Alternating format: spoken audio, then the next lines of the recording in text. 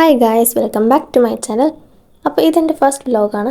Okay, അപ്പോൾ ഇതൊരു get ready with me ആണ്. ഗായ്സ്, ചാനലിൽ ഞാൻ പോലും അറിയാതെ ഇപ്പോൾ 100 വീഡിയോസായി. ഒക്കെ ഷോർട്സ് വീഡിയോസാണ്. ഞാൻ ഇനി ലോങ് വീഡിയോസ് ഇടാൻ ശ്രമിക്കാം. അപ്പോൾ എല്ലാവരും ഒന്ന് സബ്സ്ക്രൈബ് ചെയ്ത് സപ്പോർട്ട് ചെയ്യണം. ആദ്യം തന്നെ ഞാൻ ഡോട്ട് ആൻഡ് കീൻ്റെ ഒരു സൺസ്ക്രീനാണ് യൂസ് ചെയ്യുന്നത്. ഇത് മിനി സൺസ്ക്രീനാണ്. ഒട്ടും വൈറ്റ് കാസ്റ്റ് ഇല്ല, ഈസി ടു ബ്ലെൻഡ് ആണ്. എൻ്റെ ഫേസിൽ ഒത്തിരി പിമ്പിൾസ് ഉള്ളത് കാരണം ഞാൻ അധികം ഇപ്പോൾ സൺസ്ക്രീൻ പോലും യൂസ് ആക്കാറില്ല.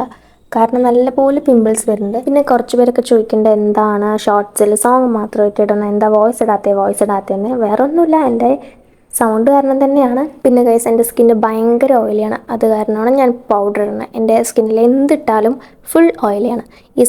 ഏത് സൺസ്ക്രീൻ ഇട്ടാലും എൻ്റെ സ്കിന്നിൽ ഫുൾ ഓയിലി വരും.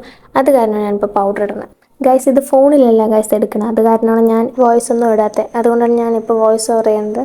ഗൈസ്, പിന്നെ എൻ്റെ അടുത്ത് കുറേ പേര് ചോദിക്കുന്നുണ്ട്, ഈ ലിപ് ബാം ഇട്ടിട്ട് എന്തെങ്കിലും യൂസ് ഉണ്ടോ, പിഗ്മെൻറ്റേഷൻ മാറുണ്ടോ എന്ന്. സത്യത്തിൽ ഒട്ടും മാറില്ല. ജസ്റ്റ് ലിപ്സ് ഒന്ന് മോയ്സ്ചർ ആവാൻ വേണ്ടി മാത്രം ഞാൻ യൂസ് ചെയ്യുന്നത്. പിന്നെ എൻ്റെ മെയിൻ ടാസ്ക്കാണ് ഗൈസ് ഐലൈനർ എഴുതുകയെന്ന്. ജസ്റ്റ് എനിക്കൊരു വിങ്ക് വരച്ചാൽ മതി. എന്നാൽ പോലും ചില ടൈമൊന്നും ശരിയാവില്ല, പ്രത്യേകിച്ച് അത്യാവശ്യത്തിന് പുറത്ത് പോകുമ്പോൾ. ഞാൻ കുറച്ച് കാലമായിട്ട് യൂസ് ചെയ്യുന്ന ലിപ്സ്റ്റിക്കാണ് ഡാസ്ലറിൻ്റെ ബ്രൗൺ ഷെയ്ഡ് ലിപ്സ്റ്റിക്കാണ്.